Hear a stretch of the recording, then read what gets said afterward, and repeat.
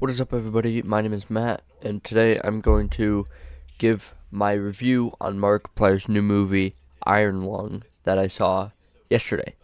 Now, this is going to be a rather short video because I'm sick right now, so I really shouldn't be recording at all, but I wanted to get a video out because I haven't gotten a video out in like 3 or 4 days now.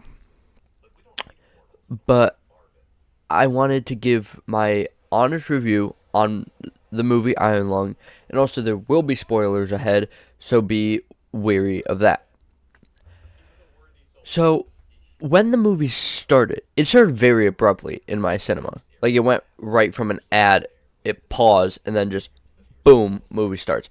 And the movie is really good. I'm going to say that just outright right now. The movie is really good. I didn't expect it all to take place on that submarine, but I'm honestly kind of glad that it did, because not only did it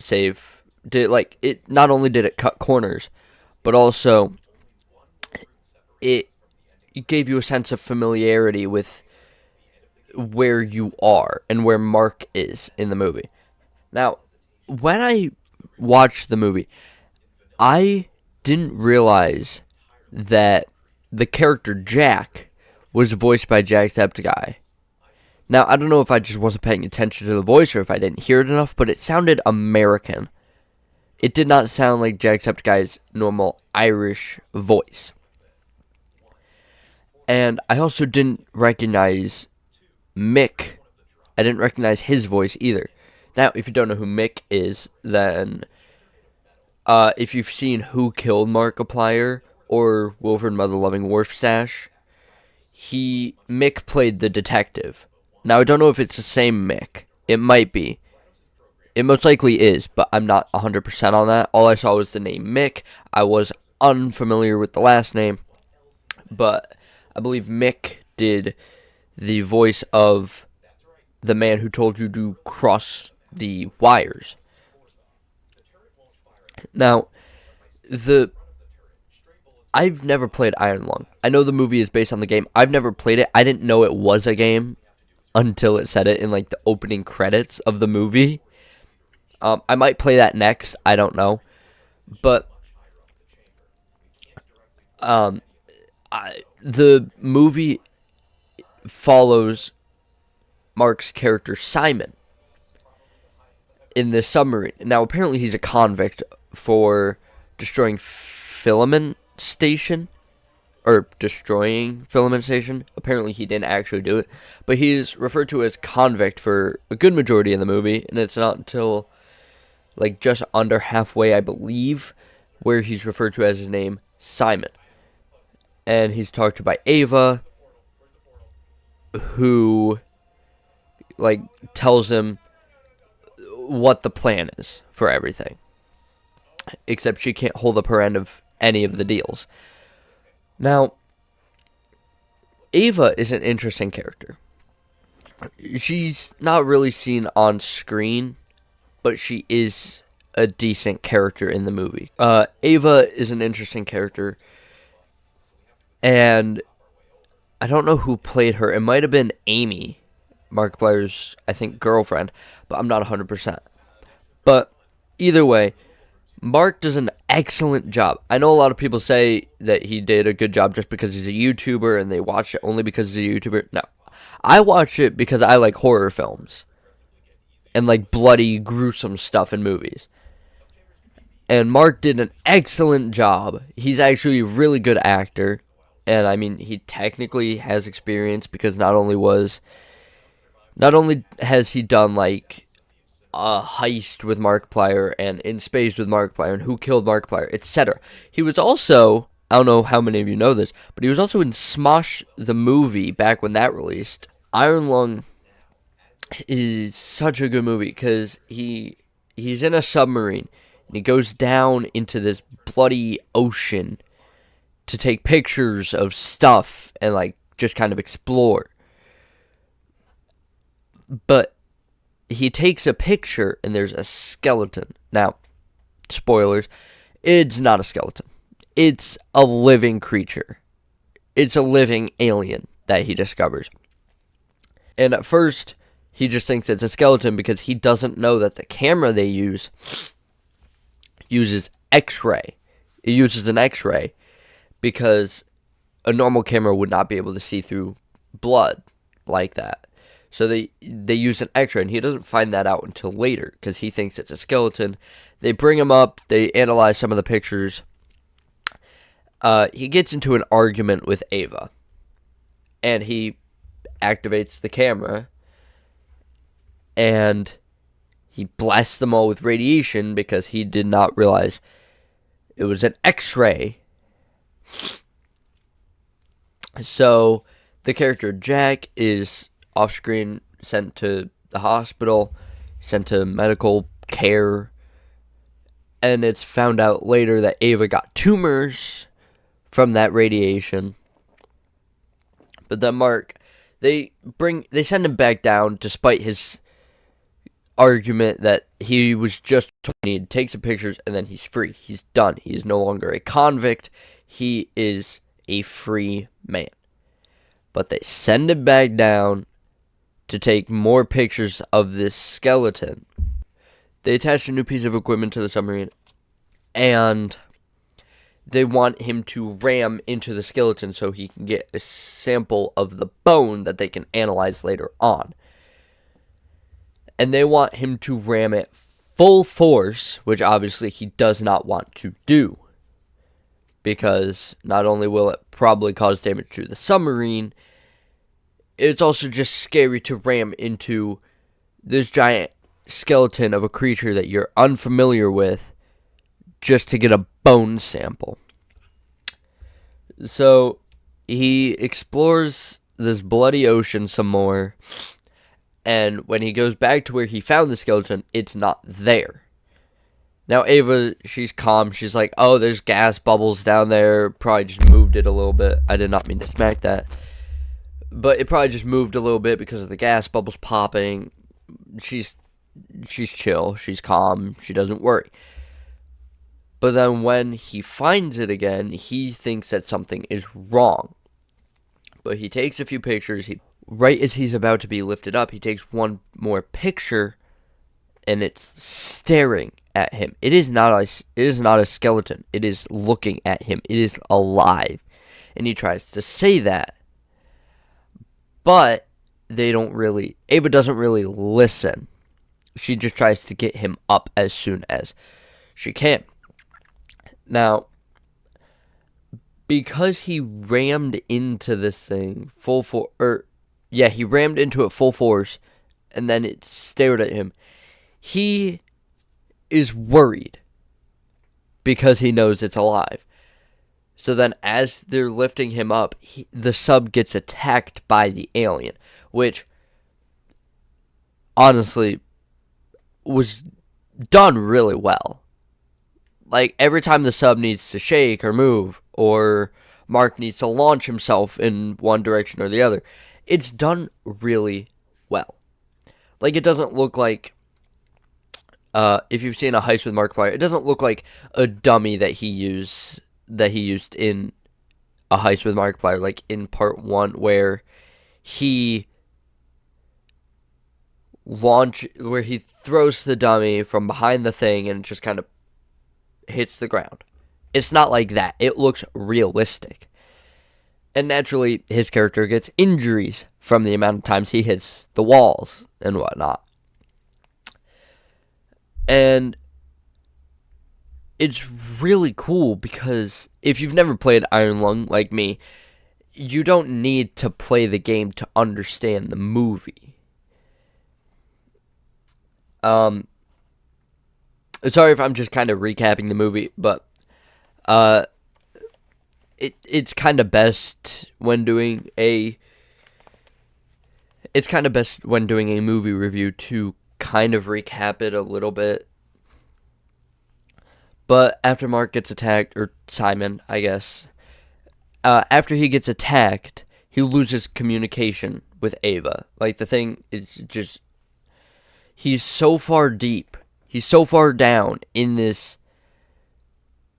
underwater, or I guess, under bloody ocean thing. Like, he's just so far deep in this bloody ocean that he cannot communicate with Ava anymore. So he's lost. And also, the engine isn't working. The ship is done. It's not. It is not activated.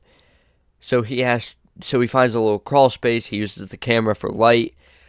He finds a crawl space underneath, and he manually restarts the engine. And eventually he starts having flashbacks of when Filament Station was destroyed. And he didn't destroy it on purpose. He had no choice in the matter. But eventually he starts talking to someone on the speaker, and he finds another submarine, SM-8, I believe it was. And the computer in his submarine activates when he gets close to SM-8 because he's in a cave. And so he was told he was going to be the first one down there. He was told he was the first person down there. Except when he finds SM-8, he realizes he's not. And other people have indeed died down there. And they don't really do anything about it. But his computer activates. He tries typing stuff in, but it's insufficient, like, credentials. Like, he doesn't know username, password, etc., etc. So he tries so much to use it as communication, but it doesn't work that well. So eventually he's just sitting there, and a voice comes over the intercom thing that he was communicating with Ava with. So he's talking with this voice, and he realizes it's not a real person, despite what he thought, because he was lured to a specific area on his map by this voice because he thought it was a survivor. But when he gets there, the voice says a little slip up. It says his name, and he never told the voice his name. So he quickly GTFOs, as any reasonable person would. And then one other thing that sets him off that the voice isn't real is he reaches behind the intercom. He notices the wire is cut. Like, it's unplugged. It shouldn't be working. So he quickly GTFOs, as I said before. And then eventually, he has another flashback to Filament Station and about how, like, traumatic it was because he has, like, PTSD or something. And then he hears Ava over the intercom when he snaps back to reality. And he's angry. He's like, stop fucking with me. Stop fucking with my head. And he reaches for the cord again because he knows it's unplugged. He tugs it twice, or like 2 or so times. He realizes it is plugged in. He got communication again. He's actually talking to Ava. And he even tested a few times by saying, like, what's my name? What did I do when I was in the hangar? And she answers the questions right. Or she answers the first one right about what he did in the hangar. And about how he blasted them with radiation. She did not get his name. So she doesn't know. She says exactly that. She never got his name. Then after talking for a little bit, she tells him her name. And then he responds with his. I keep smacking this. And he responds with his name, and then they're on a first name basis after that. They don't refer to each other as either nothing or just convict. Because he didn't refer to her as anything. He would just say, hey, to help them know that he was talking to them. And she would always call him convict because that's what he is. He was a convict for the filament destruction situation. And eventually he's attacked again, but this time it's directly by the alien. Like, it bites the submarine. Like, its teeth go through it. So he grabs an item I forgot what it was, but he grabs something and he just starts whacking the teeth with it, and he even breaks one of them. But eventually his hands, like, they get stuck to the pipes on the walls. He's able to free his right hand, this one, but his left hand, he's trying and trying, but it's stuck because of some like black thing. It's kind of like the scene in It where Beverly's hair captures her head above the sink. It's kind of like that, but all over his arm. So he's trying, and you see his arm slightly rip. And then when he finally gets his arm free, his left arm actually tears off. So he's missing his left arm from that point. And he's hearing this voice in his head that's like guilt tripping him and bring up Filament Station, saying how it was like all his fault and whatnot. And he was like, he said, you want to see the, oh, what was it? It was basically like Brawler. Like you want to see this monster in me that could do what, like, as much damage as that did. So he rams this thing full speed again to try and kill it as his submarine is filling with blood because of the amount of damage done to it. And then it kind of cuts off abruptly, but he attacks this thing, and then the sub is filled like almost to the top with blood, and then it like cuts off. And I assume that he died from drowning in the blood. Either that or he died by the alien. Now, oh my god, I did skip out on some stuff because I was just trying to make this quick and vague. But the movie is really good. I loved watching it. It was 10 out of 10. I would definitely watch it again. When it comes out on streaming services, I'm definitely going to watch it again, and I highly recommend you do too. And I'm not just saying that because my childhood YouTuber is in it. I'm saying that because it's a really good horror movie based on, I'm assuming, a really good horror game that I should really play. And I might play that next time. I am kind of upset about the popcorn bucket situation because some theaters don't sell them outright. You need to pre-order them, and it's like it's like $45-ish as a total. But you could also download the 3D printing file and print it yourself. Now that doesn't cost as much, but it takes so much time because 3D printers are rather slow.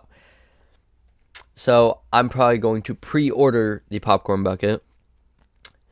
And also, I am going to vlog. I got a vlogging camera. I just need a SIM card for it. So I will do some vlogs later on my channel. And again, check out Iron Lung. Go show your appreciation to Mark. It's amazing how Markiplier, a YouTuber I grew up with, who gave me inspiration to make my own channel and my own videos, has made a full-length feature film. Might play Iron Lung.